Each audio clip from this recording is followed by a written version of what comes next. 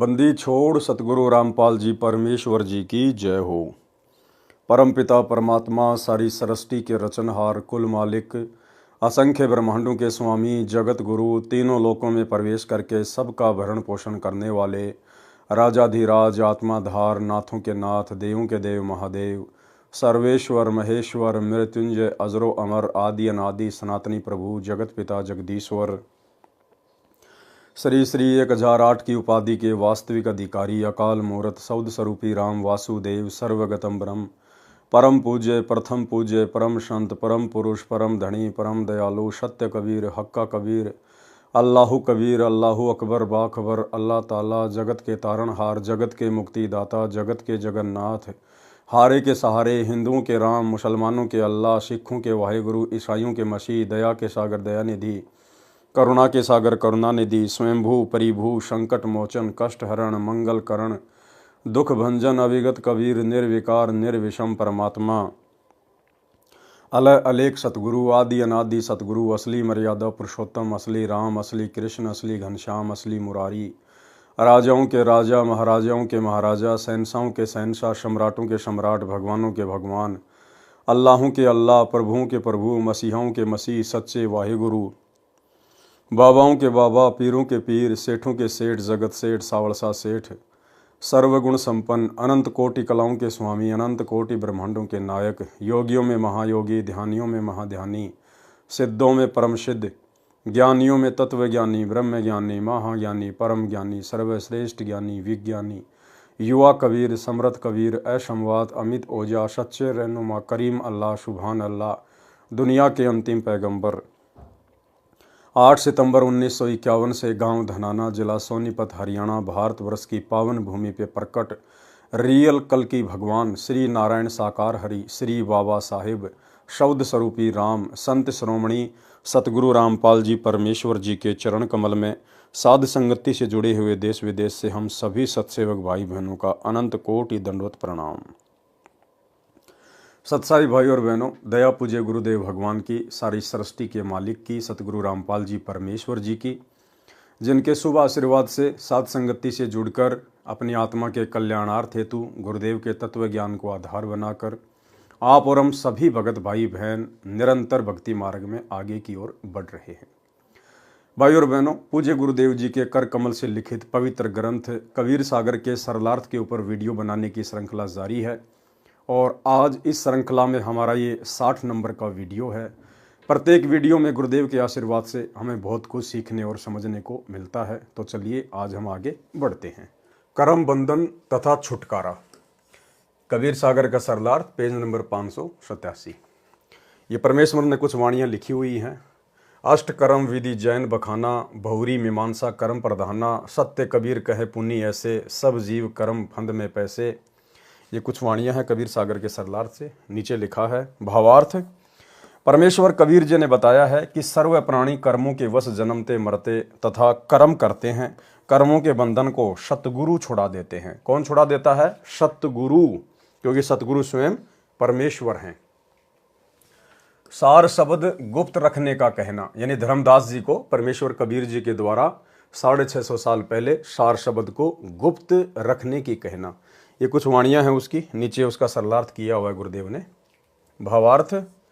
परमेश्वर कबीर जी ने धर्मदास जी से प्रतिज्ञा कराई थी कि सार शब्द को गुप्त रखना है, अपने परिवार को भी नहीं बताना है। यदि यह सार शब्द बाहर चला गया तो बिचली पीढ़ी यानी कलयुग के 5505 वर्ष बीतने पर जो भक्ति युग प्रारंभ होगा वह बिचली पीढ़ी परमेश्वर कबीर जी ने कही है। उस समय के हंस पार नहीं हो पाएंगे, क्योंकि यदि काल द्वारा चलाए गए कबीर जी के नाम से 12 पंथ तथा शतलोक और सत्य पुरुष के नाम पर चल रहे राधा स्वामी पंथ आगरा व्यास दिनोद जिला भिवानी में तथा धन धन सतगुरु पंथ सच्चा सौदा सिरसा तथा जगमाल वाली जिला सिरसा तथा मथुरा में जय गुरुदेव पंथ, ये सब राधा स्वामी पंथ से निकले पंथ हैं और सब शतलोक तथा सत्य पुरुष की चर्चा करते हैं। इनके संतों को सत्यनाम तथा सार शब्द का पता चल गया तो ये भी यही मंत्र दीक्षा में दिया करेंगे। ये अधिकारी होंगे नहीं, जिस कारण से सतनाम तथा सार शब्द उनसे प्राप्त करके जाप करने से लाभ नहीं होगा। उस समय सन 1997 तक ये पंथ चरम पर होंगे, करोड़ों अनुयायी बन चुके होंगे। जब हम जाएंगे या अपना निजी दास भेजेंगे। देखो भाई और बहनों, परमात्मा उसको कहते हैं जो संशय वाली बात ना करे। परमेश्वर उसको कहते हैं, कबीर भगवान उसको कहते हैं जो दोगली बात ना करे।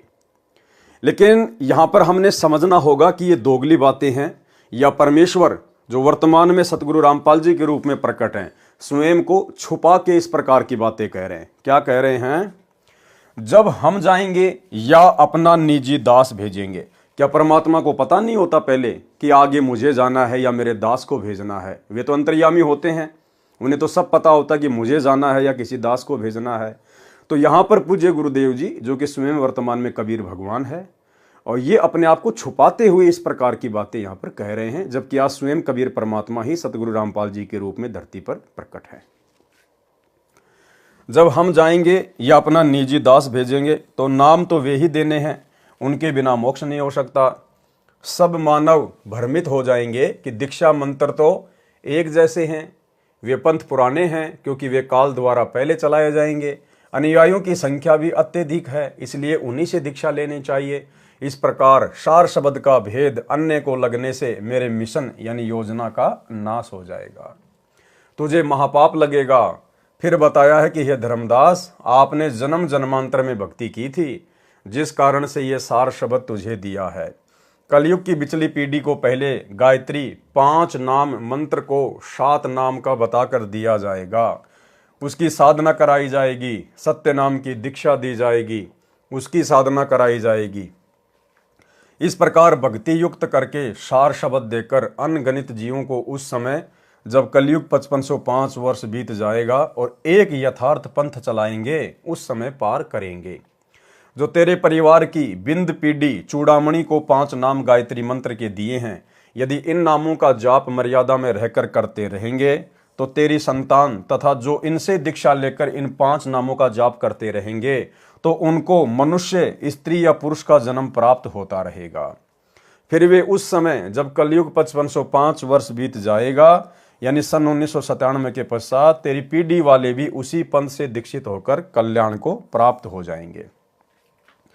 तेरा वंश 42 पीढ़ी तक अवश्य चलेगा, परंतु तेरी छठी गद्दी यानी पीढ़ी वाले को काल द्वारा चलाए टकसारी पंथ वाला भ्रमित करेगा, जिस कारण से वह छठी पीढ़ी वाला तेरा बिंद वाला यथार्थ भक्ति त्याग कर टकसारी वाला पान परवाना प्रारंभ करेगा।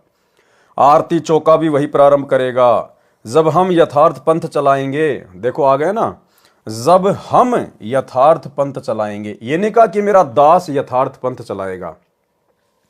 जब हम यथार्थ पंथ चलाएंगे उस समय तेरे वंश वाले उस पंथ से दीक्षा लेकर कल्याण कराएंगे।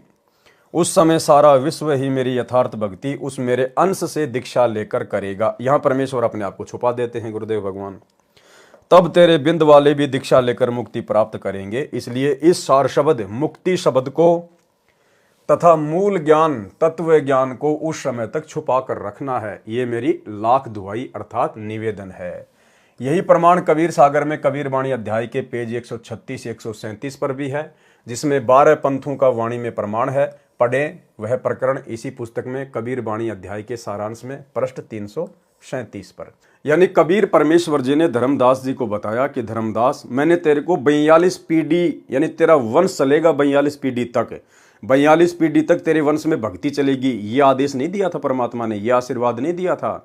केवल 42 पीढ़ी तक तेरा वंश चलेगा, और जब तेरी छठी पीढ़ी वाला आएगा उस समय काल मेरे समानांतर जो 12 पंथ चलाएगा, उनमें जो टकसारी पंथ वाला है, नकली कबीर पंथ वाला, वो तेरी छठी पीढ़ी वाले को भ्रमित कर देगा। और आज वर्तमान में पूरा का पूरा कबीर पंथ भ्रमित है छठी पीढ़ी के बाद में। तो धर्मदास को चिंता होगी, फिर मेरे वंशज पार कैसे होंगे? आपने ना तो इनको सार नाम दिया, ना सार शब्द दिया, ना सतनाम दिया।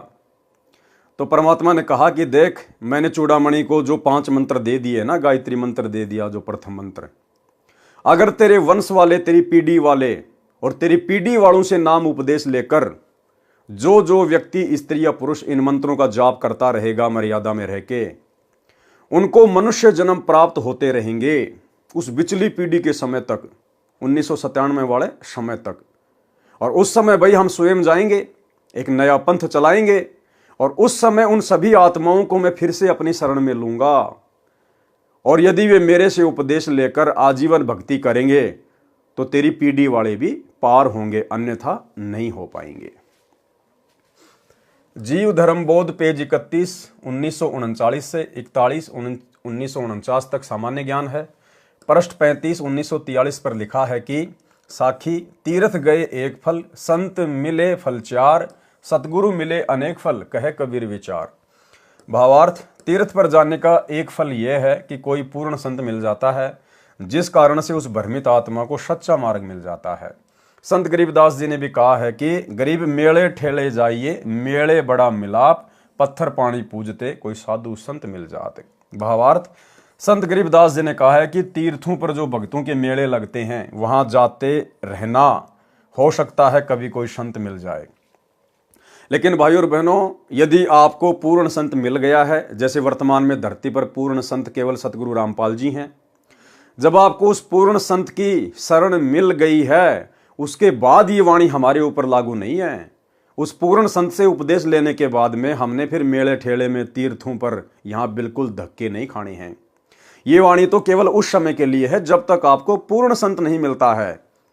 तब तक आप तीर्थों पे जाते रहिए, मेले में जाते रहिए, धार्मिक जगहों पर जाते रहिए, क्या पता आपको कोई पूर्ण संत मिल जाए और आपको अपने संपर्क में ले ले, आपको अपनी शरण में ले ले।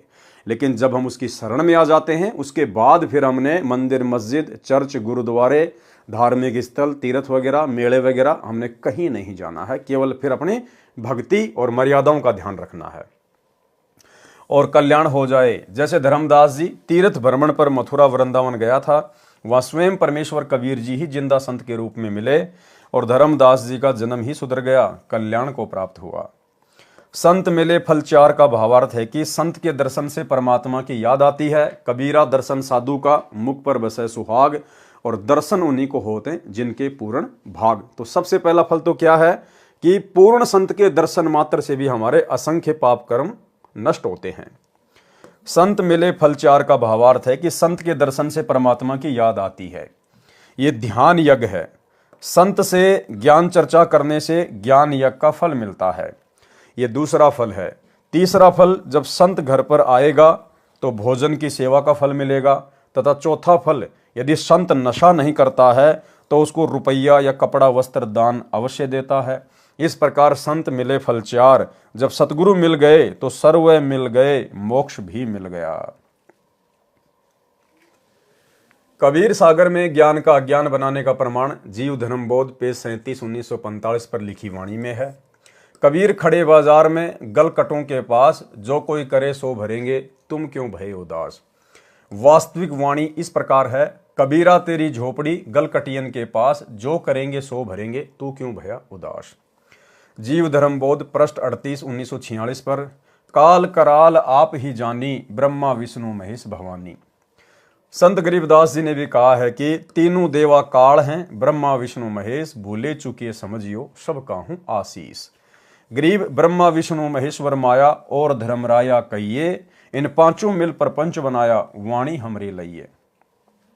कबीर परमेश्वर जी ने जीव धर्म बोध पेज 40, 1948 पर कहा है कि सब ही संत श्रुति कहें बखानी, नर स्वरूप नारायण जानी। लिखो भेद वेद वेदांता पुराना, जबूर तोरेत इंजिल कुराना। सब ही मिल करते निर्धारा, नर प्रभु निज स्वरूप संवारा।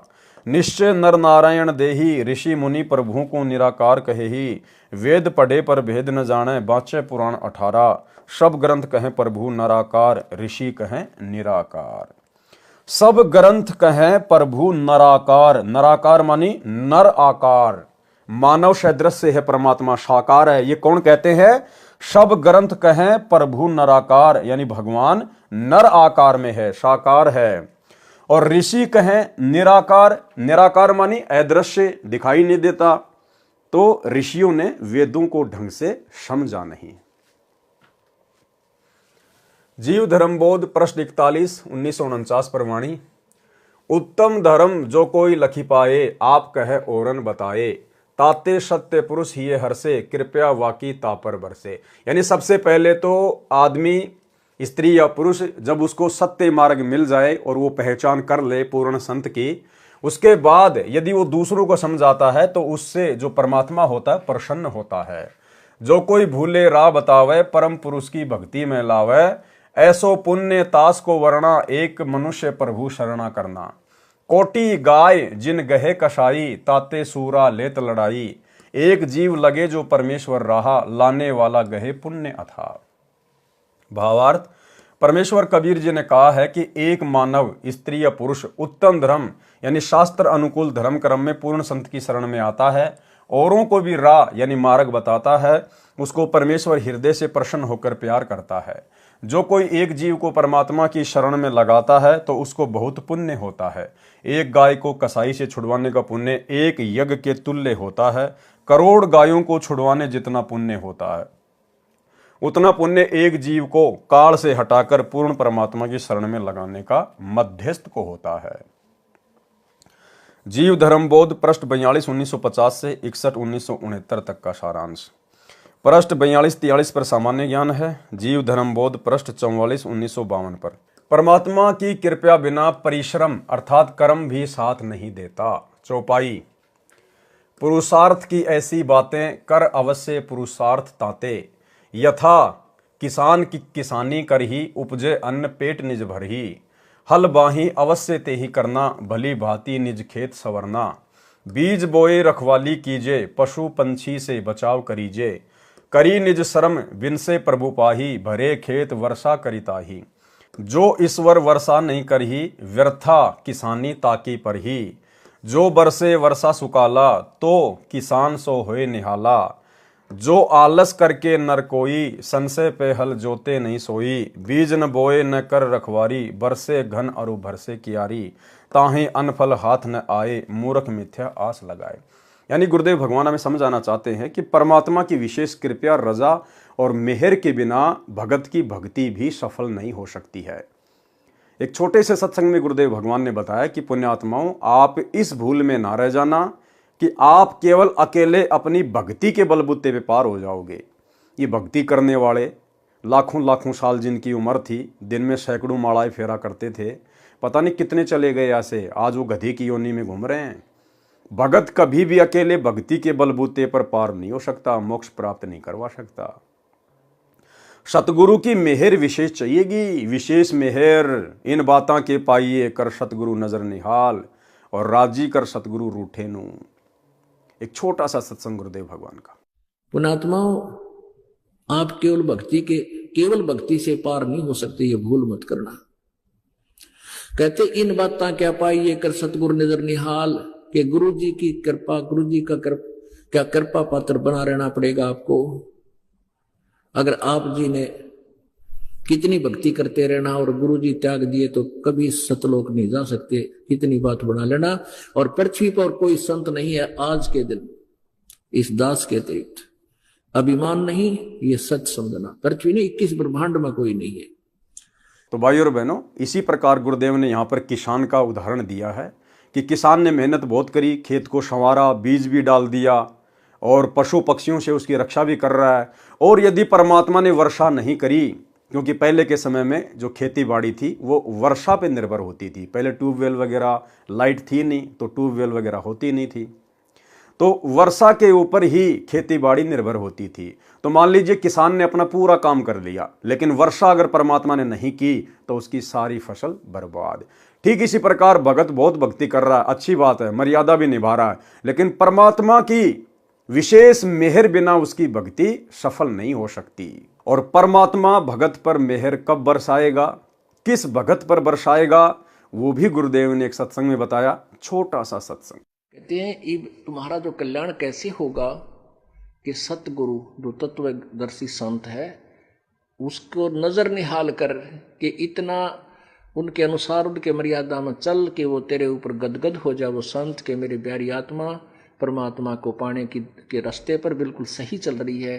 तो अंदर से जो एक हिलोर आती है संत के अंदर से, जिस भक्त की, जिस बहन भाई की क्रियाओं से जो प्रसन्न हो जाता है कि ये सही मर्यादा में चल रहा, तो वो जो एक रजा आती है, उसके बाद फिर एक उसकी प्रति एक कसक जाती है कि बहुत अच्छी। और परमात्मा अपने बच्चे पर मेहर रखना, ऐसे ही चले तो वो एक आशीर्वाद आपको एक्स्ट्रा मिलता है, जिसको ग्रेस मार्क कहते हैं। तो यहां कहते हैं इन बातों के पाइए कर सतगुरु नजर निहाल।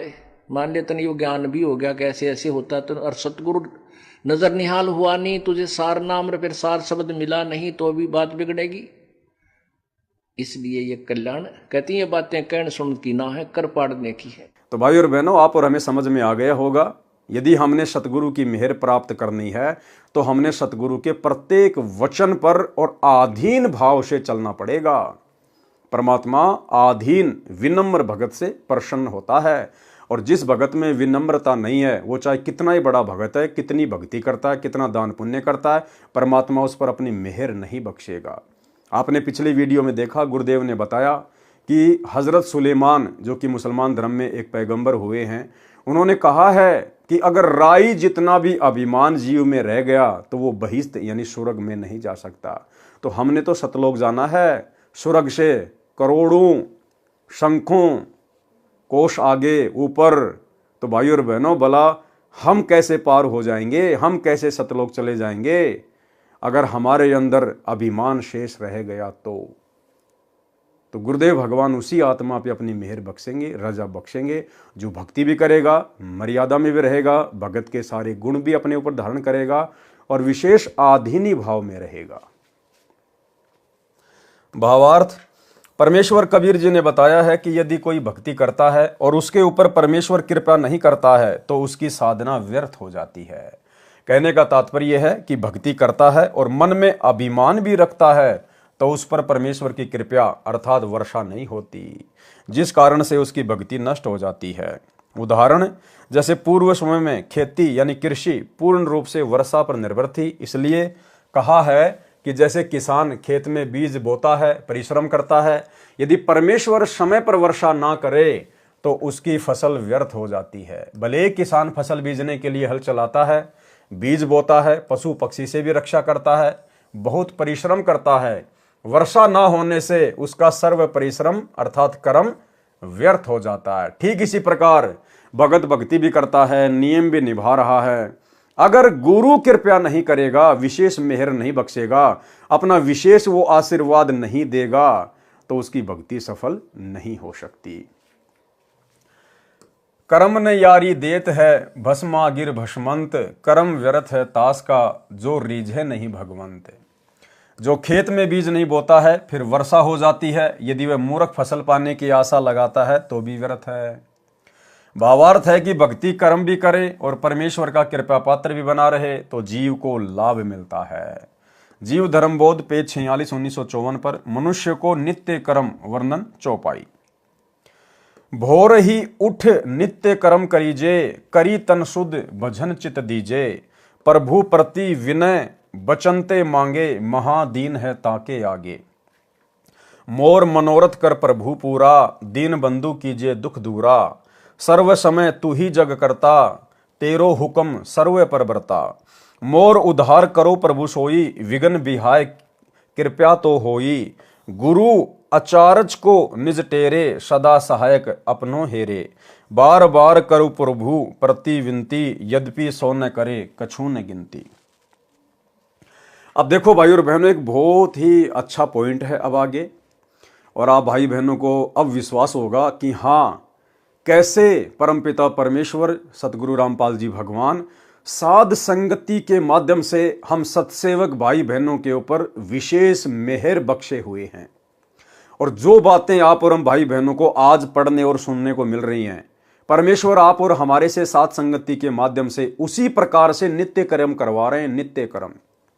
अब आगे जो बातें गुरुदेव ने लिखी है, इस अनुसार सुबह उठते ही सतलोक आश्रम मैनेजमेंट हरियाणा से जुड़े हुए वर्तमान 2024 तक कोई भी भाई बहन ये क्रिया नहीं करता है, उनको पता ही नहीं है। तो परमेश्वर ने साध संगत वालों पर यह मेहर बख्शी है।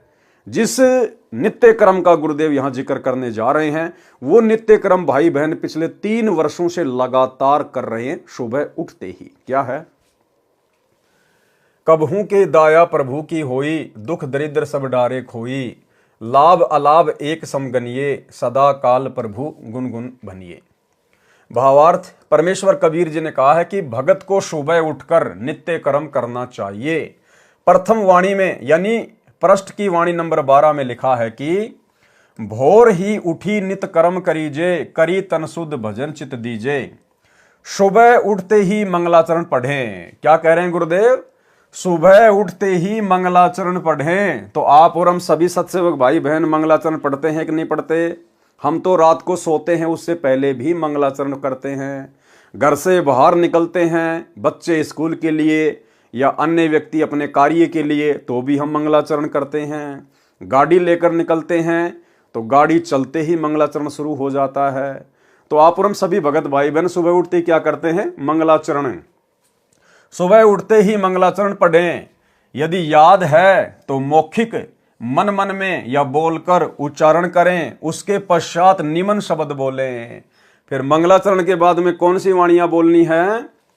समरथ साहिब रतन उजागर, सत्य पुरुष मेरे सुख के सागर, जूनी संकट मेटो गुसाई, चरण कमल की मैं बलि जाही, भाव भक्ति दी जो परवाना, साधु संगति पूर्ण पद ज्ञाना, जन्म कर्म मेटो दुख दुंदा, सुख सागर में आनंद कंदा, निर्मल नूर जहूर जुहारम, चंद्र गता देखो दीदारम, तुम हो बंकापुर के वासी, सतगुरु काटो यम की फांसी, मेहरबान हो साहिब मेरा, गगन मंडल में दीजो डेरा, चकवे चिदानंद अविनाशी, रिद्धि सिद्धि दाता सब गुण राशि, पिंड पुराण जिन दीन दाना, गरीब दास झांकू कुर्बाना। तो आप और हम सभी भगत भाई बहन सुबह उठते ही इसी प्रोसीजर को फॉलो करते हैं। सबसे पहले बैठे बैठे या उठकर या हाथ मुंह धोकर, जैसे भी है, दरबार साहिब के आगे खड़े होकर या अपने बिस्तर पर, जैसे भी है, सुबह उठते ही सबसे पहले हम मंगलाचरण करते हैं। उसके बाद हम सतगुरु महिमा की ये 8 वाणियां बोलते हैं। और ये प्रोसीजर पिछले 8 वर्षों से साध संगति में चला हुआ है। और सभी भगत भाई बहनों को ये इस प्रकार का एक पोस्टर बना के, इस प्रकार का A4 साइज का ये पैम्पलेट बना के, ये उसके पीछे का भाग है जिस पर नियम और मर्यादाओं के विषय में परमात्मा ने दास से एक शब्द बनवाया था, वो लिखा हुआ है। और ये उसका जो है फ्रंट पेज है जिसमें पूज्य गुरुदेव जी की फोटो, और नीचे देखो ये महिमा की 8 वाणियां लिखी हुई है पूरी की पूरी। और सभी भाई बहनों को यही कहा गया था कि सुबह उठते ही हमने सबसे पहले मंगलाचरण करना है, फिर सतगुरु महिमा की ये 8 वाणियां हमने प्रतिदिन बोलनी है। यदि आपको याद नहीं है तो आप इस पैम्पलेट को हाथ में लेकर बोल सकते हैं। तो भाई और बहनों, परमात्मा के हिसाब से कौन चल रहा है? कबीर सागर के सरलार्थ के हिसाब से भक्ति कहाँ हो रही है? शतलोक आश्रम मैनेजमेंट हरियाणा में या फिर साध संगति में? और ये कुछ नियम और मर्यादाओं के बारे में परमात्मा ने शब्द लिखवाया था। तो भाई और बहनों, मर्यादाओं के बिना तो भक्ति सफल हो ही नहीं सकती। तो गुरुदेव के आशीर्वाद से हम इस शब्द को एक बार गाएंगे ताकि हमें दोबारा से याद हो, हमारे अंदर एक ताजगी बनी रहे, मर्यादाओं को लेकर कोई भूल ना पड़े कि मुख्य मुख्य क्या मर्यादा है गुरुदेव भगवान की। भाई घर छूटो या जग रूठो, चाहे रूठो ये संसारा हो, कौन सुने मेरी काल नगर में, जय गुरु रूठ गया मारा हो, गुरु रूठ गया मारा हो। भाई मांस मदिरा सुल्फा गांजा, ना गुटका बीड़ी पीना हो, मांस मदिरा सुल्फा गांजा, ना गुटका बीड़ी पीना हो, महापाप इसको छूने का, ये प्रथम वचन निभाना हो, प्रथम वचन निभाना हो। घर छूटो या जग रूठो, चाहे रूठो ये संसारा हो। कौन सुने मेरी काल नगर में, जय गुरु रूठ गया मारा हो, गुरु रूठ गया मारा हो। दूसरा नियम क्या है? भाई मंदिर मस्जिद तीर्थ दर्शन ना पूजू मात मसाणी हो। मंदिर मस्जिद तीर्थ दर्शन ना पूजू मात मसाणी हो। अस्थि विसर्जन पितर पूजा ना बूजा पड़वाणी हो, ना बूजा पड़वाणी हो। भाई घर छूटो या जग रूठो, चाहे रूठो ये संसारा हो। कौन सुने मेरी काल नगर में, जय गुरु रूठ गया मारा हो, गुरु रूठ गया मारा हो। आगे तीसरे नंबर का नियम, भाई मक्का मदीना अमरनाथ चाहे काशी धाम छुड़ानी हो। मक्का मदीना अमरनाथ चाहे काशी धाम छुड़ानी हो।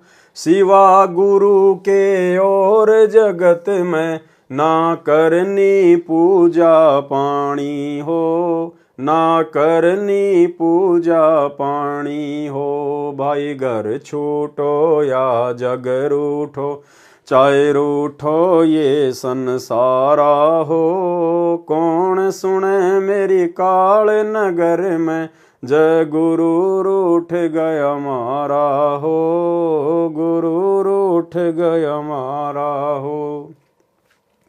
आगे 4 नंबर का नियम, भाई नियम चतुर्थ गुरु की आज्ञा चाहे काट के शीस चढ़ाना हो। नियम चतुर्थ गुरु की आज्ञा चाहे काट के शीस चढ़ाना हो। दान धर्म चाहे यज्ञ हवन हो, सतगुरु से आज्ञा पाना हो, सतगुरु से आज्ञा पाना हो। भाई घर छूटो या जग रूठो, चाहे रूठो ये संसारा हो। कौन सुने मेरी काल नगर में, जय गुरु रूठ गया मारा हो, गुरु रूठ गया मारा हो। 5वें नंबर का नियम, भाई झूठा खाना ना कुछ पीना चाहे हो अमृत का दाना हो। झूठा खाना ना कुछ पीना चाहे हो अमृत का दाना हो। दुनिया से ती कर दोस्ती काठ का फंद लगाना हो, काठ का फंद लगाना हो।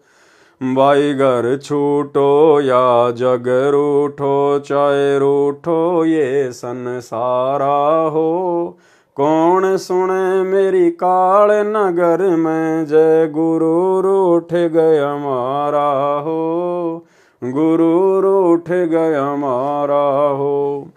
आगे 6 नंबर का नियम, भाई 6 मासी बरसो दी सरादा ना कोई पिंड भराना हो।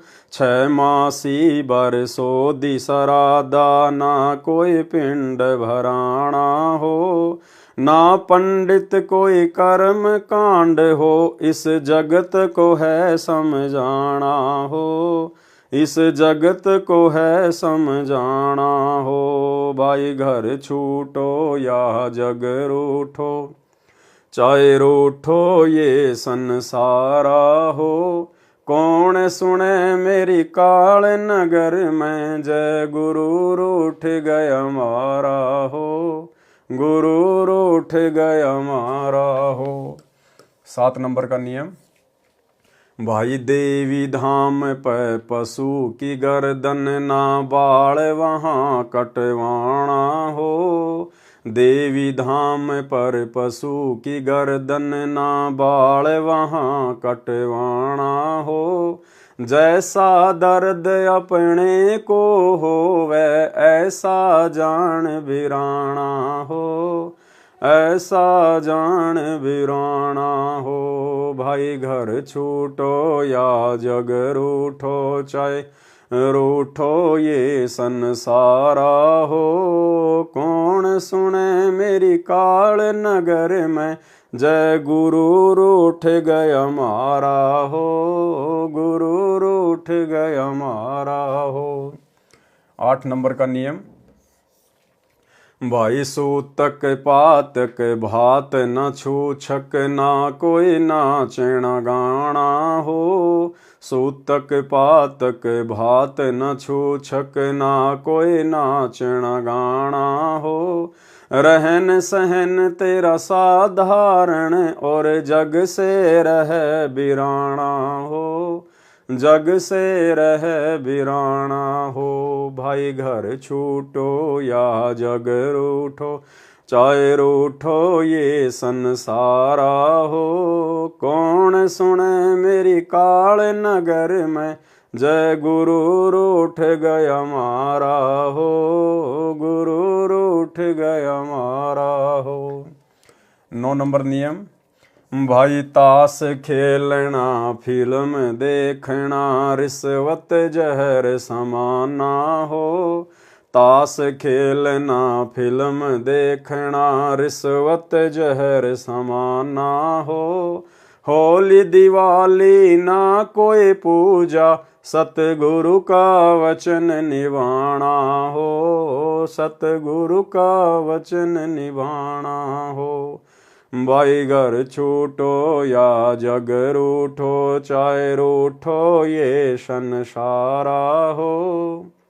कौन सुने मेरी काल नगर में, जय गुरु रूठ गया मारा हो, गुरु रूठ गया मारा हो।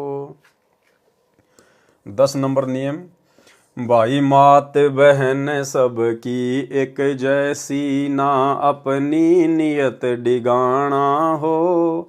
मात बहन सबकी एक जैसी, ना अपनी नियत डिगाना हो। ना लेना ना देना किसी को, इस दहेज का नाम मिटाना हो, इस दहेज का नाम मिटाना हो। भाई घर छूटो या जग रूठो, चाहे रूठो ये संसारा हो।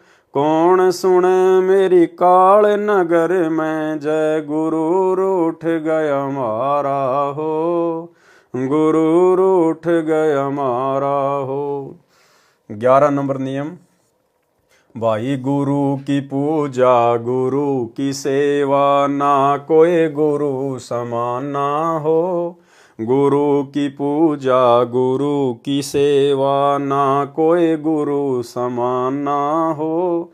प्रथम इनको दंडवत करना, बाकी सब प्रणामा हो, बाकी सब प्रणामा हो। भाई घर छूटो या जग रूठो, चाहे रूठो ये संसारा हो। कौन सुने मेरी काल नगर में, जय गुरु रूठ गया मारा हो, गुरु रूठ गया मारा हो।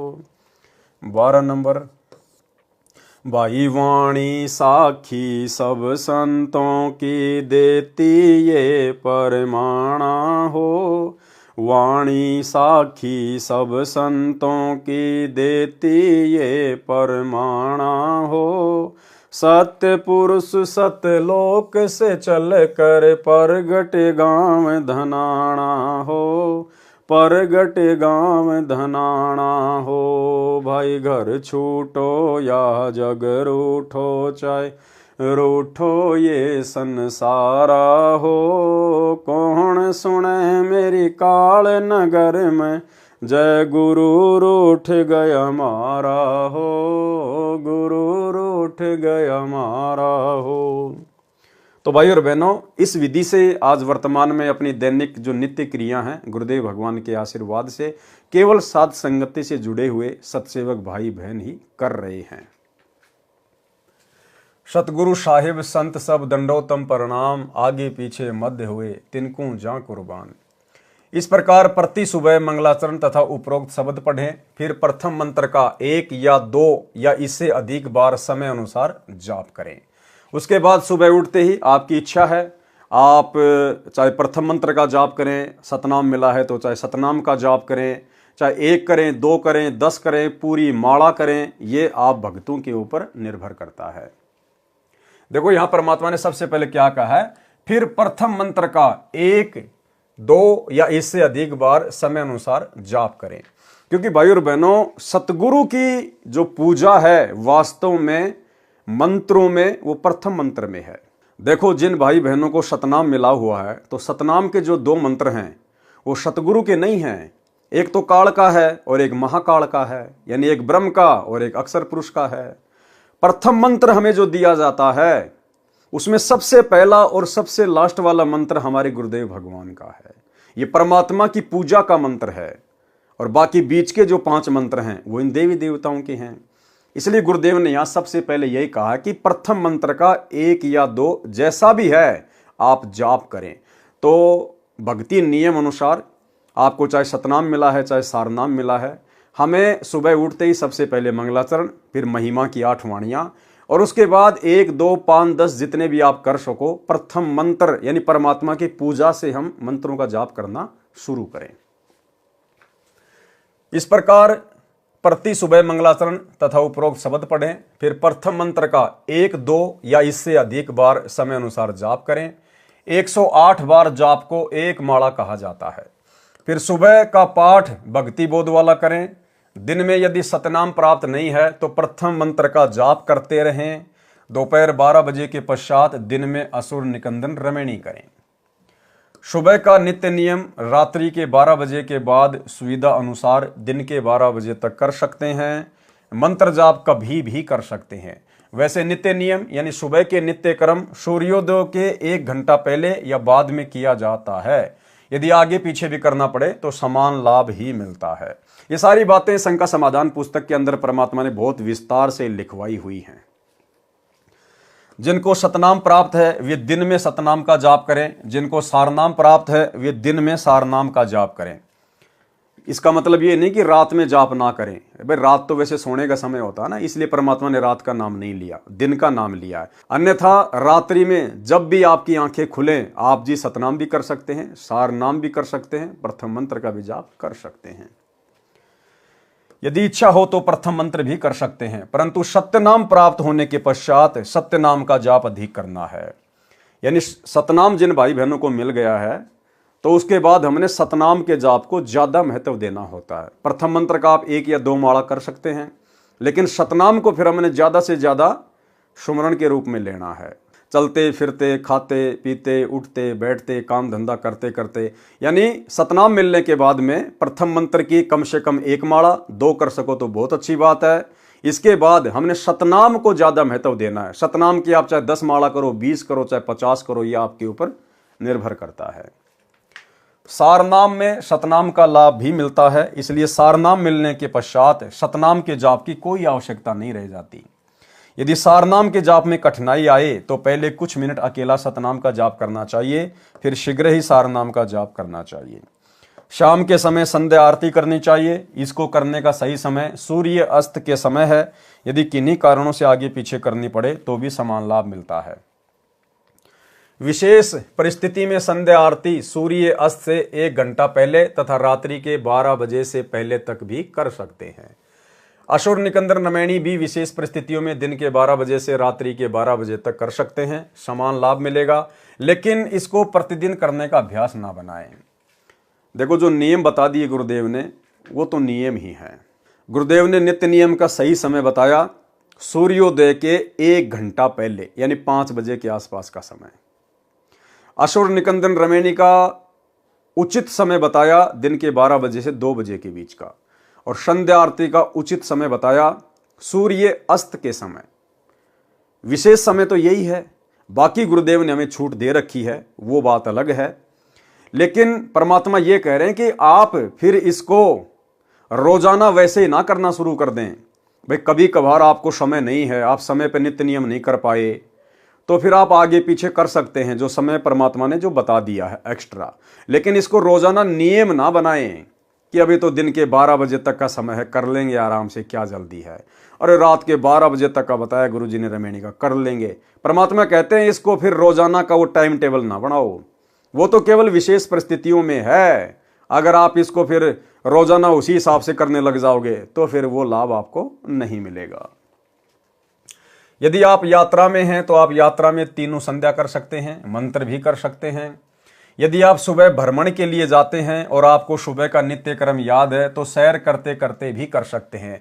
लेकिन भाई और बहनों, जब आपको ज्ञान हो जाएगा, इस परमात्मा की महिमा का पता चल जाएगा कि मनुष्य शरीर क्यों मिला है, फिर आप कभी भी टहलते टहलते घूमते घूमते नित्य नियम नहीं करोगे। चाहे आपको याद है चाहे नहीं है, आप विधि अनुसार ही करोगे, बैठकर या खड़े होकर अपने घर पर समय निकाल कर।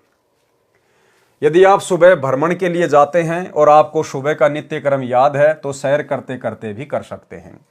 इसी प्रकार तीनों संध्या आप सैर करते करते भी कर सकते हैं। लेकिन भाई और बहनों, अब साथ संगति से जुड़ने के बाद जब हमें यह ज्ञान हुआ है, सतगुरु का ज्ञान हुआ है, सतगुरु की महिमा का ज्ञान हुआ है, अब हम सत्सेवक भाई बहन जब तक तीनों समय की आरती सही प्रकार से नहीं कर लेते हैं तब तक हमारे को आत्म संतुष्टि नहीं होती है।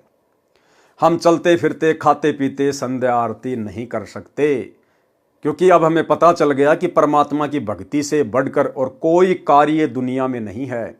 हम 100 कार्यों से समय निकालकर, पहली बात तो भगत जिसको ज्ञान हो गया वो फालतू के कार्यों में उलझता ही नहीं है कि उसको समय ना मिले। और फिर भी कभी कभार ऐसी परिस्थिति पैदा होगी तो भी हम कोशिश करेंगे परमेश्वर की आरती के लिए समय निकालने का। अब ये खाते पीते, चलते चलते, गाड़ी चलाते चलाते, अब ये नित्य नियम यदि हम करेंगे, हमारी आत्मा संतुष्ट नहीं हो पाएगी। यदि याद है तो, यदि याद नहीं है तो भक्ति बोध पढ़ते हुए भी किसी पार्क या एकांत सुरक्षित स्थान पर जहाँ दुर्घटना का भय ना हो चलते चलते कर सकते हैं। यदि आप घर पर हैं तो बैठकर करें। बैठकर करने का मतलब है शांति से, आराम से। ये विधान है नित्य कर्म का। विशेष सुबह उठते ही आप सभी मंत्र तथा नित्य नियम बिना स्नान किए भी कर सकते हैं। यानी सुबह उठते ही नित्य नियम और कोई भी मंत्र जाप आप बिना नहाए धोए भी कर सकते हैं। लेकिन भाई और बहनों, अब साथ संगति से जुड़ने के बाद हमें शुद्धता और स्वच्छता का भी पता चल गया है कि जो भाई बहन रजोगुण से दूर नहीं हैं और जिन्होंने रात्रि में शारीरिक मिलन किया है या शारीरिक मिलन ना किया है और यदि पास पास में लेटे हैं, सोए हैं, तो उन भाई बहनों को सुबह स्नान करना ही चाहिए।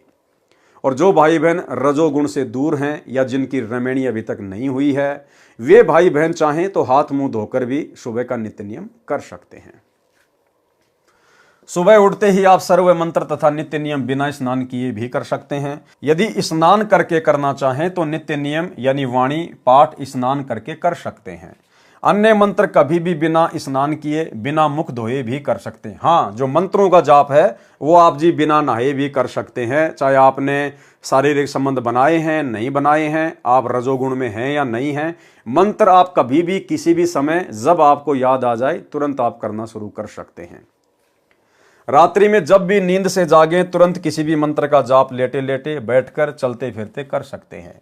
यदि आप रोगग्रस्त हैं तो तीनों संध्या भी लेटे लेटे कर सकते हैं। स्वस्थ होने पर बैठकर करना चाहिए। मजदूर तथा किसान सुबह स्नान नहीं कर सकते क्योंकि उनको कुछ देर बाद मिट्टी धूल में कार्य करना होता है। वे शाम को ही स्नान करते हैं। उनको चाहिए कि वे अपना नित्य भक्ति करने वाली साधना बिना स्नान के भी करें, समान लाभ होगा। कबीर जी ने कहा है, नहाए धोए क्या होए, जो मन का मैल न जाए, मीन सदा जल में रहे, धोए बास न जाए।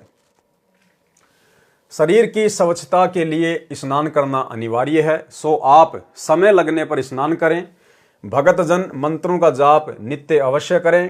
किन्हीं परिस्थितियों में तीनों समय की संध्या स्तुति न हो पाए तो कोई बात नहीं, परंतु मंत्रों के जाप को कभी ना छोड़े। परमात्मा कह रहे हैं अगर कोई विशेष परिस्थिति पैदा हो गई कि आप जी नित्य नियम नहीं कर पाए या रमणी नहीं कर पाए, संध्या आरती नहीं कर पाए, तो मन में ऐसा विशेष कोई मलाल पैदा नहीं करना चाहिए। आपको विशेष कोई डरने की आवश्यकता नहीं है। कभी कभार यदि आप तीनों समय की आरती ना कर पाओ तो, परंतु मंत्र आपको अवश्य करने हैं। मंत्र नहीं छोड़ दें, चाहे कैसी परिस्थिति हो। हम जिन परिस्थितियों में हैं वहां भी हम मंत्र तो जाप कर ही सकते हैं। मंत्र जाप करने के लिए कोई भक्ति बोध लेने की जरूरत नहीं है। हम कहीं भी आ रहे हैं, जा रहे हैं, कुछ भी कर रहे हैं तो मंत्र अपना हम कर सकते हैं। तो मंत्र जाप हमने नहीं छोड़ने चाहिए। इस प्रकार अपना जीव धर्म समझकर भक्ति कर्म करके जीवन धन्य बनाएं। प्रश्न 47 1957 से 51 1959 तक सामान्य ज्ञान है, जो पहले कई अध्यायों में वर्णन किया जा चुका है। जीव धर्म बोध पेज 52 1960 पर गुरु के लक्षण का वर्णन है।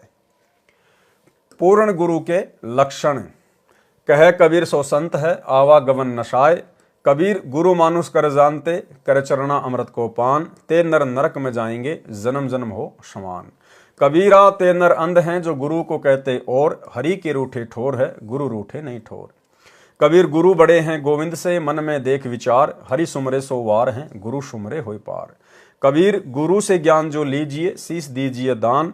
के तिग बोंदू बह गए, राखी जीव अभिमान। कबीर तीन लोक नौखंड में, गुरु से बड़ा ना कोई। करता करे ना कर सके, गुरु करे सो होय। ये कुछ वाणियां परमेश्वर ने कबीर सागर से ली हैं। भावार्थ यह है कबीर सागर के अध्याय जीव धर्म बोध के पेज 52 1960 की फोटोकॉपी है, जिसमें गुरु महिमा तथा पूर्ण गुरु की पहचान तथा उसके लक्षण बताए हैं। परमेश्वर कबीर जी ने कहा है कि गुरु को परमात्मा के तुल्य मानकर अपनी भक्ति करें। परमात्मा के तुल्य मानकर, भाई परमात्मा के तुल्य तो केवल परमात्मा को ही माना जा सकता है। इसका मतलब इस कबीर परमेश्वर के सत भक्ति मार्ग में गुरु स्वयं ही कबीर परमात्मा होता है। दूसरे शब्दों में कहें तो गुरु तो परमात्मा से भी बड़े हैं। जैसे हैंडपंप से जल मिलता है, इसी प्रकार गुरु से परमात्मा मिलता है। इस प्रकार गुरु तो परमात्मा से प्रथम सेवा करने योग्य है। पूर्ण गुरु की पहचान बताई है। गुरु के लक्षण 4 बखाना। प्रथम वेद शास्त्र को ज्ञाना। दूजे हरि भक्ति मन कर्म वचन बानी। तृतीय समदृष्टि कर जानी। चौथे वेद विधि सब कर्मा। ये 4 गुरु गुण जानो मर्मा। भावार्थ पूर्ण संत सर्व वेद शास्त्रों का ज्ञाता होता है। दूसरे वह मन कर्म वचन से यानी सच्ची श्रद्धा से केवल एक परमात्मा समर्थ की भक्ति स्वयं करता है तथा अपने अनुयायियों से भी करवाता है। तीसरे वह सब अनुयायियों से समान व्यवहार यानी बर्ताव करता है। चौथे उसके द्वारा बताया गया भक्ति कर्म वेदों में वर्णित विधि के अनुसार होता है। ये 4 लक्षण गुरु में होते हैं। जो इन गुणों से युक्त नहीं है उसको पूर्ण गुरु नहीं कहा जाता। गुरु के प्रति शिष्य का व्यवहार, ये कुछ वाणियां हैं जो परमेश्वर ने ऐड की हैं कबीर सागर से। यहाँ इनका भावार्थ दिया है। ये कबीर सागर के अध्याय जीव धर्म बोध के पृष्ठ 54 1962 की फोटोकॉपी है। इसकी वाणी पढ़ने से ही स्पष्ट हो जाती है। पृष्ठ 53 से 69 तक सामान्य ज्ञान है, जो पूर्व के अध्यायों में वर्णित है। जीव धर्म बोध के पृष्ठ 70 1978 से 88 1996 तक सामान्य ज्ञान है, जो बार बार पहले के अध्यायों में वर्णन किया जा चुका है, जिसमें भिन्न भिन्न प्रकार की हठयोग साधनाओं का ज्ञान है, जो शास्त्र विधि त्याग कर साधक करते हैं, जिनसे मोक्ष नहीं होता। अन्य सिद्धियां प्राप्त हो जाती हैं, जिनके कारण संसार में प्रसिद्धि को प्राप्त हो जाता है, परंतु मोक्ष से वंचित रहकर पशु योनि को प्राप्त होता है। जीव धर्म बोध पेज 88 1996 पर बताया है कि सहज समाधि लगाएं और पूरे गुरु से सत्य साधना मंत्र प्राप्त करके मोक्ष प्राप्त करें। जीव धर्म बोध पेज 89 से 90 तक सामान्य ज्ञान है, जो पहले के अध्यायों में बताया जा चुका है। जीव धर्म बोध पेज 91 1999 से 96 2004 पर इन प्रश्नों पर बनावटी वाणी है, कुछ कुछ ठीक है। सामान्य ज्ञान है, जो पूर्व के अध्यायों में कई बार वर्णन हो चुका है। पृष्ठ 93 2001 पर वाणी, वेद विधि से जो कोई ध्यावै अमर लोक में बासा पावै। शवशम वेद सब वेदन का सारा, ता विधि भजय उतरे पारा। जीव धर्म बोध पेज 97 2005 पर वाणी, कबीर जे चंडाल में सद्गुण होई। विकार कर्म करे ना कोई। ताको निश्चय ब्राह्मण जानो, सत्संग में जो जन आनो। सत्संग सब एक जाति, लिखा भागवत में यही भांति। पृष्ठ 98 2006 पर वाणी, ब्रह्मा विष्णु शिव गुण तीन कहाया, शक्ति और निरंजन राया, इनकी पूजा चले जगमाही, परम पुरुष कोई जानत नाही। जीव धर्म बोध पेज 99, 2007 से 104 2012 तक कुछ ज्ञान पहले बताया है, कुछ वाणी बनावटी हैं। जीव धर्म बोध पेज 105 2013 पर कुछ विशेष ज्ञान है। परशुराम को किसने मारा? वाणी, परशुराम तब द्विज कुल होई, परम शत्रु छत्रीन का सोई, छत्री मार निछत्री कीने, सब कर्म करे कमीने, ताके गुण ब्राह्मण गावें, विष्णु अवतार बता सरावें, हनीवर दीप का राजा जोई, हनुमान का नाना सोई, छत्री चक्रवर्त नाम पदधारा, परशुराम को ताने मारा, परशुराम का सब गुण गावे, ताका नाश नहीं बतावे। भावार्थ, ब्राह्मणों ने बहुत सा मिथ्या प्रचार किया है, सच्चाई को छुपाया और झूठ को फैलाया है। जैसे परशुराम ब्राह्मण था, एक समय ब्राह्मणों और क्षत्रियों की लड़ाई हुई तो ब्राह्मण क्षत्रियों से हार गए। उसका बदला परशुराम ने लिया, लाखों क्षत्रियों को मार डाला। यहां तक प्रचार किया, परंतु ये नहीं बताया कि परशुराम को किसने मारा। परशुराम को हनुमान जी के नाना चक्रवर्त ने मारा था, जो हनीवर द्वीप का राजा था। जो भक्ति शक्ति युक्त आत्माएं होती हैं, वे ही अवतार रूप में जन्म लेती हैं। मृत्यु के उपरांत वे पुनः स्वर्ग स्थान पर चली जाती हैं। स्वर्ग के साथ पितरलोक भी है, उसमें निवास करती हैं। वहां से जब चाहे नीचे पृथ्वी पर सशरीर प्रकट हो जाते हैं। जैसे सुखदेव ऋषि शरीर छोड़कर स्वर्ग चला गया था, द्वापर युग में राजा परीक्षित को भागवत कथा सुनाने के लिए विमान में बैठकर आया था, इसी प्रकार परशुराम जी का द्वापर युग में आना हुआ था, जब भीष्म के साथ युद्ध हुआ था, जो मध्यस्थता करके बंद करा दिया गया था। जीव धर्म बोध पेज 106 2014। चंद्र नखा भगनी रावण की, सरूपन खां ते ही कहे विपर जी, लक्ष्मण तास से विवाह कहे नाटा, नाक चंद्र नखा का काटे को काटा, काहे को काटा, सब गलती रावण की गिनाई, लक्ष्मण की कुबुद्धि नहीं बताई, रामचंद्र को राम बताया, असल राम का नाम मिटाया, ये ब्राह्मण की है करतूती, ज्ञान बिना सब प्रजा सूती। भावार्थ, रावण की बहन का नाम चंद्र नखा था, उसको सुर्पण नखा बताया गया। वह लक्ष्मण से विवाह करना चाहती थी, लक्ष्मण ने उसका नाक काट दिया। उसके प्रतिशोध में रावण ने भी महान गलती की, परंतु ब्राह्मणों ने एक तरफा ज्ञान कहा है। कुछ लक्ष्मण की मूर्खता का भी वर्णन करना चाहिए था। रामचंद्र को राम यानी सृष्टि का कर्ता बताया, जो वास्तव में करता है उसका नाम और निशान मिटा दिया। ये सब ब्राह्मणों की करामात है। पृष्ठ 107 से 113 तक सामान्य तथा व्यर्थ ज्ञान है, जो मिलावटी है। जीव धर्म बोध पेज 114 2022 पर कुछ ठीक कुछ गलत, आप स्वयं पढ़कर निर्णय करें।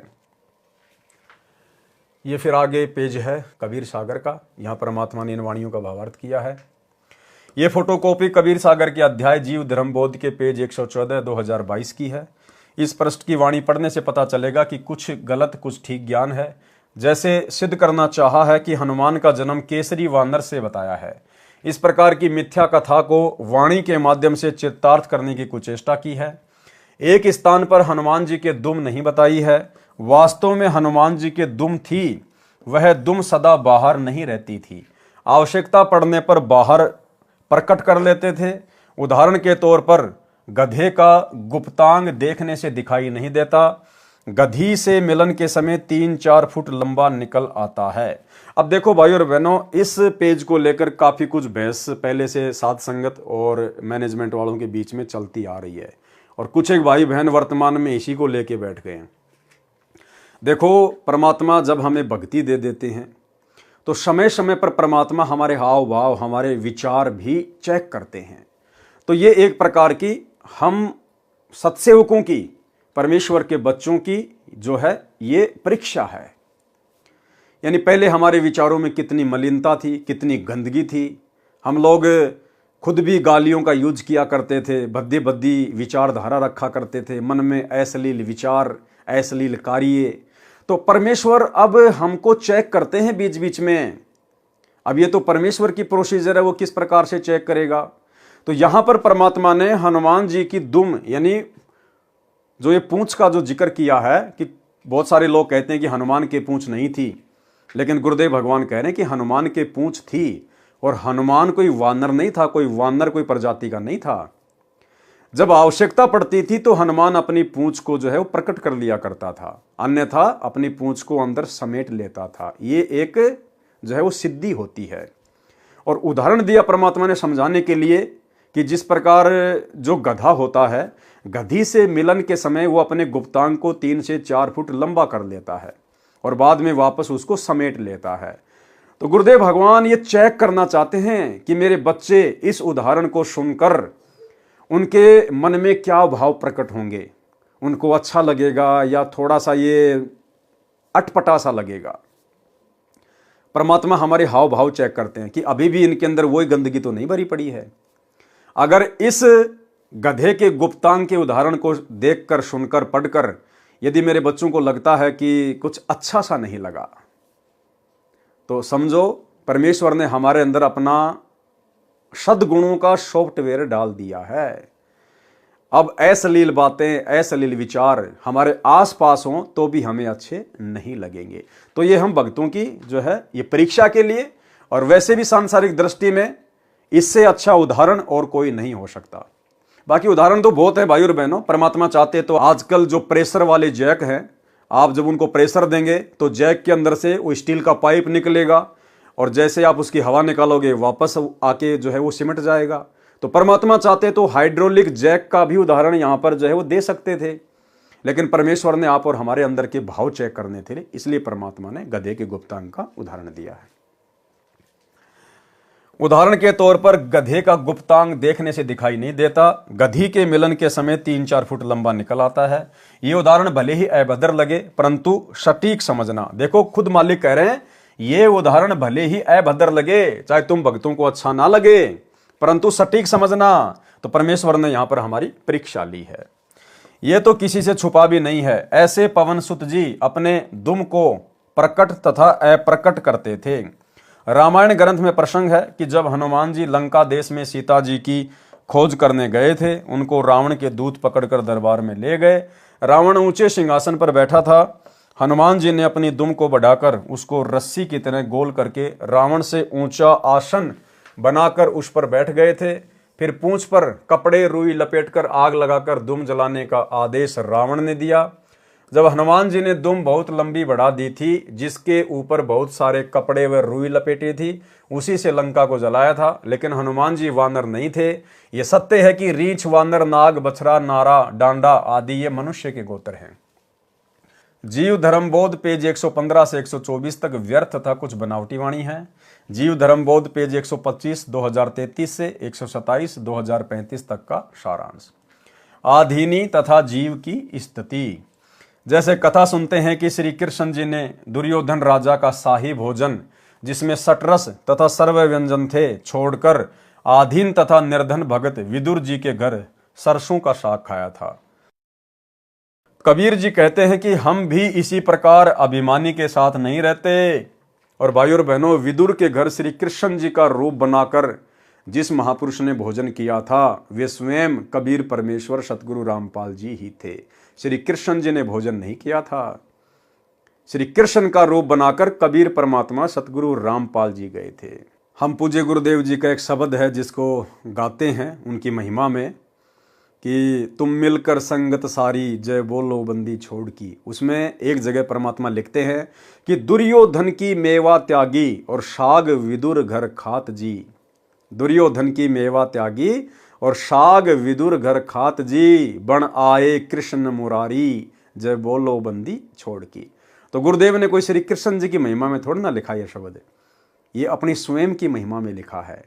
अर्थात श्री कृष्ण जी का रूप बनाकर उस समय विदुर के घर वो भोजन कबीर परमेश्वर सतगुरु रामपाल जी ने खाया था। सर्व पुराण, चारों वेद, कतेब, तोरेत, इंजिल, जबूर, कुरान भी यही बात कहते हैं। इसमें बहुत सारी आधीनी के ऊपर वाणियां हैं जो परमात्मा ने यहाँ पर जिक्र की हुई है। हम आगे चलेंगे इसके भावार्थ में। पृष्ठ 126 का सारांश। भावार्थ पृष्ठ 126 पर बताया है कि भगत को अधीनता से रहना चाहिए, जिसके साक्षी श्री रामचंद्र तथा वेद व चारों कतेब भी बताए हैं। जीव धर्मबोध पेज 127 2035 का सारांश। भावार्थ जैसे एक भगतमती भीलनी थी, उसने प्रेम से बेर स्वयं चखे, फिर कहीं खट्टे बेर श्री राम तथा लक्ष्मण को न खिला दूं, फिर जूठे बेर श्री रामचंद्र तथा लक्ष्मण को खाने को दिए। श्री रामचंद्र जी ने तो खा लिए। अब भाई और बहनों, श्री रामचंद्र जी ने नहीं खाए थे। दास बहुत सारी वीडियो में इस बात का जिक्र कर चुका है कि उस समय श्री रामचंद्र जी के रूप में कबीर परमेश्वर सतगुरु रामपाल जी थे, क्योंकि भगत के भावों की जो कदर है केवल ये कबीर परमात्मा ही समझ सकता है। श्री रामचंद्र तो राजा था, राजा का बेटा था। जब लक्ष्मण ने भिलनी के जूठे बेर नहीं खाए तो रामचंद्र कहां से खा लेता। श्री रामचंद्र जी ने तो खा लिए, लक्ष्मण जी ने आंखें बचाकर खाने के बहाने मुंह के साथ से पीछे फेंक दिए। फेंके गए जूठे बेर संजीवनी जड़ी रूप में द्रोणागिरी पर्वत पर उगे। रावण के साथ युद्ध में लक्ष्मण को तीर लगने से मूर्छित हो गए। उन्हीं जूठे बेरों से बनी संजीवनी से लक्ष्मण को जीवन मिला। यानी लक्ष्मण ने जो भिलनी थी वो एक भगत थी, वो सच्ची भावना से बेरों को जूठा कर रही थी, प्रेम में, कि कहीं जूठे बेर मेरे भगवान के मुंह में ना चले जाए और मैं दोषी ना बन जाऊं। लेकिन लक्ष्मण इस बात को नहीं समझ पाया और लक्ष्मण ने वो जूठे बेर खाए नहीं, यूं खाने का बहाना करके पीछे फेंकता रहा कि भिलनी को लगेगा मैंने खा लिए, और नाक चढ़ाता रहा। वो बेर पीछे गिरे द्रोणागिरी पहाड़ पर और संजीवनी बूटी के रूप में उत्पन्न हो गए। अब भगत की भावना का अनादर करने का क्या परिणाम निकलता है। राम रावण युद्ध हुआ, लक्ष्मण को शक्ति लगी, मूर्छित हो गया, कोमा में चला गया, और सुषेण नाम के वेद ने बताया कि ऐसे ऐसे द्रोणागिरी पहाड़ है और वहां पर संजीवनी बूटी के पौधे हैं, उनको लाया जाए सुबह सूर्योदय से पहले और उनका रस निकाल कर, जो कि भिलनी के जूठे बेरों से बने थे संजीवनी बूटी के पौधे, वो संजीवनी बूटी के पौधे द्रोणागिरी पहाड़ समेत परमेश्वर कबीर जी सतगुरु रामपाल जी की विशेष शक्ति से हनुमान जी के माध्यम से श्रीलंका में लाए गए और उनका रस निचोड़ निचोड़ कर लक्ष्मण के मुंह में डाले गए, जो कि भिलनी के जूठे बेरों से उत्पन्न हुए थे। वो भिलनी की जूठन श्री लक्ष्मण जी ने पीनी पड़ी, खानी पड़ी, जिसने भगत का अनादर किया था, तब जाकर वो मूर्छा से बाहर आया। उन्हीं जूठे बेरों से बनी संजीवनी से लक्ष्मण को जीवन मिला। फिर बताया है कि आदम जी ने प्रभु की आज्ञा का पालन नहीं किया, जिस कारण आदन वन से निष्कासित हुए, इसलिए आधीन होना अनिवार्य है। आदम जी ने क्या पालन नहीं किया। परमात्मा ने कहा था कि ये जो बीच का जो पेड़ है ना, इसके फल नहीं खाना, लेकिन हवा के कहने पर आदम ने परमात्मा की आज्ञा तोड़ दी, उसको भी सजा भुगतनी पड़ी। परमात्मा ने उसको अदन के वन से निकाल दिया।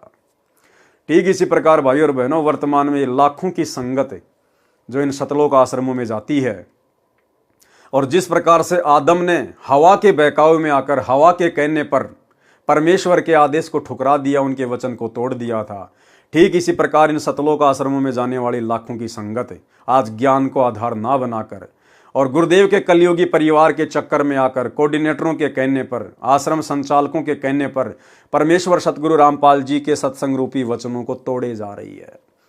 कभी गंदी राजनीति में अपना पैर फंसा लेती है, कभी स्टेडियम बनवाए जा रहे हैं, हॉस्पिटल बनवाए जा रहे हैं, गुंडों की सीबीआई जांच करवाई जा रही है, हरियाणा के जाट आरक्षण में भक्तों को बैठाया जा रहा है, करोड़ों रुपया चंदे के रूप में दिया जा रहा है, लोगों के भवन बनवाए जा रहे हैं।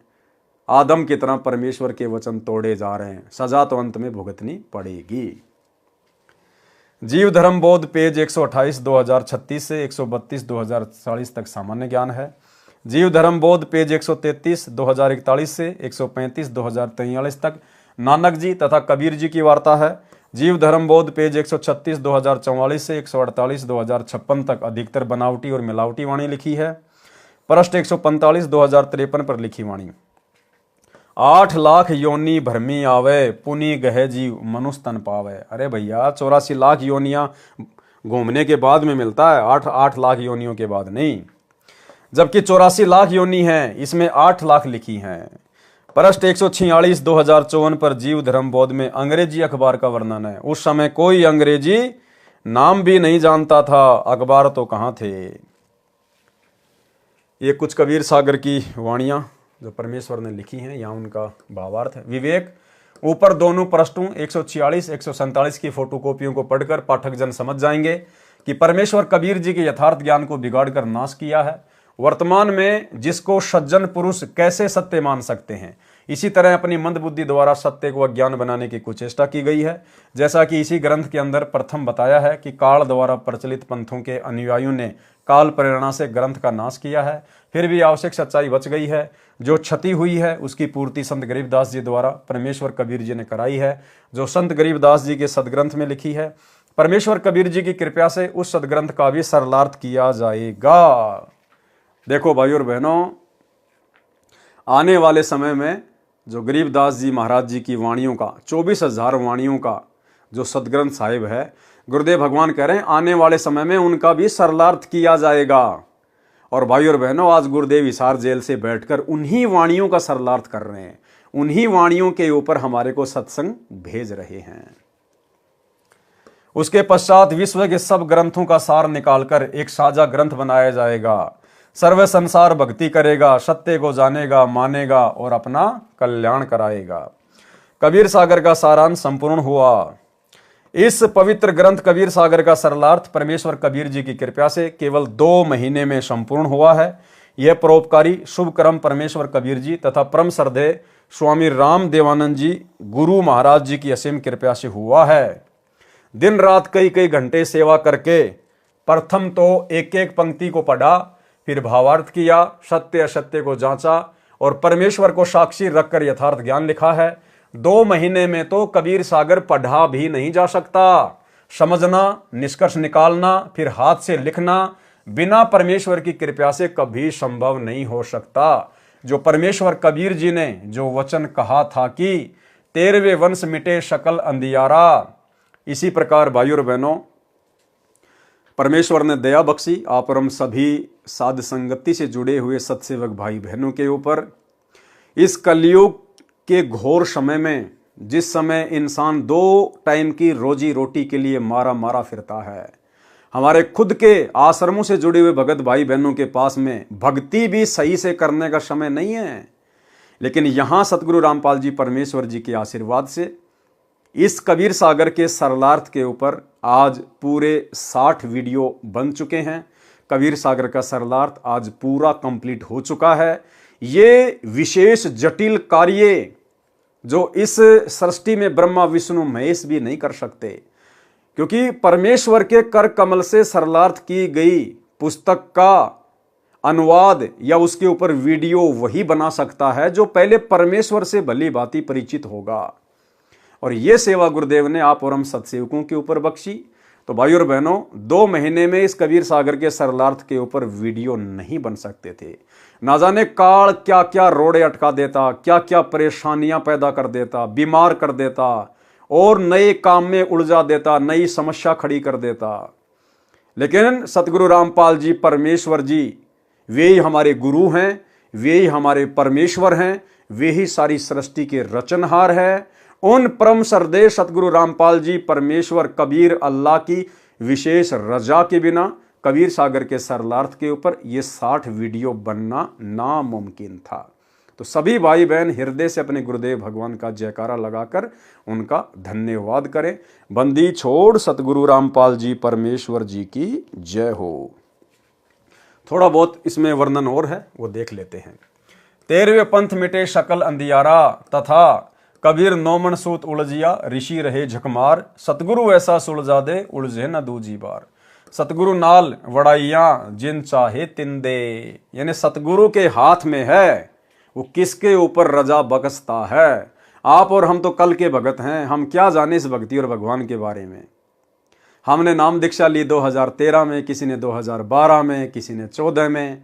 उसके बाद गुरुदेव भगवान अपने मिशन को लेकर हिसार जेल में चले गए। हम तो गुरुदेव की 1 साल से ज्यादा संगति भी नहीं कर पाए। और परमेश्वर ने ये अनमोल सेवा अपने कर कमल से लिखित पुस्तकों के ऊपर वीडियो बनाने की सेवा आप और हम कल के बच्चों के ऊपर बख्शी है। जबकि उनके साथ तो बड़े बड़े भगत रहा करते थे आश्रम में, 24 घंटे उनके साथ रहा करते थे। गुरुदेव के दोनों बेटे, गुरुदेव का भाई, गुरुदेव के रिश्तेदार, बड़े बड़े कोऑर्डिनेटर जो 20-20 साल से 30-30 साल से भक्ति कर रहे हैं, 24 घंटे गुरुदेव के साथ में रहा करते थे। लेकिन परमेश्वर ने ये सेवा उनको नहीं बख्शी। क्यों? क्योंकि ये परमेश्वर की मौज के ऊपर है। वो किसको सेवा बख्शे, इसलिए कहा है सतगुरु नाल वड़ाइया जिन चाहे तिन दे। ये सब परमेश्वर कबीर जी ने ही किया है। कौन परमेश्वर कबीर जी? सतगुरु रामपाल जी परमेश्वर। महिमा मुझदास रामपाल दास को दी है। यहां तो छुपा रहे हैं गुरुदेव भगवान अपने आप को। गरीब समझा है तो सिर धर पांव, बहुर नहीं रे ऐसा दाव। ये संसार समझदा नाही, कहंदा शाम दोपहरे नू। गरीब दास ये वक्त जात है, रोगे इस पैरे नू। यानी पहचान जाओ अपने कबीर भगवान को, अपने गुरुदेव परमात्मा को, और परमेश्वर मान के इनके साथ व्यवहार करो, नहीं तो बाद में रोने धोने के अलावा कुछ भी हाथ नहीं लगेगा। भावार्थ, हे मानव, यदि इस अमृत ज्ञान को समझ लिया है तो विलंब न कर, तुरंत दीक्षा ले। इतना शीघ्र दीक्षा ले जैसे आपत्ति के समय में मानव अत्यधिक गति से दौड़ता है। जैसे रेलगाड़ी चलने वाली है, आप 100 फुट दूर हैं तो उसे पकड़ने के लिए पूर्ण गति से दौड़कर पहुंचते हैं। इसी को कहते हैं कि वह सिर पर पांव धरकर दौड़ा तब रेलगाड़ी में चढ़ पाया। इसी को कहते हैं कि वह सिर पर पांव रखकर दौड़ा तब रेलगाड़ी में चढ़ पाया। इसी प्रकार दीक्षा लेने के लिए शीघ्रता करें, फिर इसी गति से भक्ति साधना करें। अन्यथा ये मानव जीवन का पहर यानी निर्धारित समय निकल गया तो फिर हाथ नहीं आएगा। कुत्ता बनकर गली में ऊपर को मुंह करके रोया करेगा। सत साहेब सतगुरुदेव भगवान की जय। बंदी छोड़ कबीर परमेश्वर, सतगुरु रामपाल जी की दया। तो भाई और बहनों, दया परमपिता परमेश्वर, सारी सृष्टि के रचनहार सतगुरु रामपाल जी परमेश्वर जी की, जिनके विशेष आशीर्वाद से, जिनकी विशेष नज़र से, रहमो करम से, कृपा दृष्टि से कबीर सागर के सरलार्थ का ये जटिल कार्य पूरा हुआ। 60 वीडियो में परमेश्वर ने पूरे कबीर सागर के सरलार्थ को समेट के रखवा दिया है। ये सतगुरु रामपाल जी परमेश्वर जी की विशेष रजा, विशेष मेहर के बिना संभव नहीं हो सकता था। आप और हम भगत भाई बहन कभी सोच भी नहीं सकते थे। तो गुरुदेव का बारंबार हम जो है तय दिल से उनके चरण कमल में कोटि कोटि दंडवत धन्यवाद करें और परमेश्वर से अर्ज करें, विनती करें कि परमेश्वर जिस प्रकार आप जी ने कबीर सागर के सरलार्थ के ऊपर वीडियो बनाए हैं, आप परमेश्वर हमें योग्य बनाएं। ये परमेश्वर यदि आप उचित समझें तो परमेश्वर एक रोटी का टुकड़ा आप अपने कुत्तों को और फेंकिए और आपके कर कमल से एक और पवित्र ग्रंथ मुक्ति बोध परमेश्वर, उसके ऊपर भी हम वीडियो बनाना शुरू करें और आपकी महिमा करना शुरू करें। उसके अंदर जो गूढ़ रहस्य हैं उनको देखकर, सुनकर, समझकर भक्ति मार्ग पर हम अपने अंदर दृढ़ता पैदा करें। परमेश्वर आप जी से केवल हमारी यही विनती है। बाकी परमेश्वर की अपनी मौज, किसके ऊपर दया बख्शें, किसके ऊपर ना बख्शें, ये गुरुदेव का अपना फैसला होता है। जीव केवल प्रार्थना कर सकता है। तो भाई और बहनों, आज के वीडियो में केवल इतना ही। आगे इसमें सृष्टि रचना लिखी हुई है तो परमेश्वर जी से प्रार्थना करेंगे, विनती करेंगे। मालिक यदि उचित समझेंगे तो सृष्टि रचना पर भी वीडियो बनाएंगे। अन्यथा अगला कौन सा ग्रंथ होगा जिसके ऊपर परमात्मा वीडियो बनाने की दया बख्शेंगे, लाइव आकर आपको सूचना दे दी जाएगी। बंदी छोड़ सतगुरु रामपाल जी परमेश्वर जी की जय हो।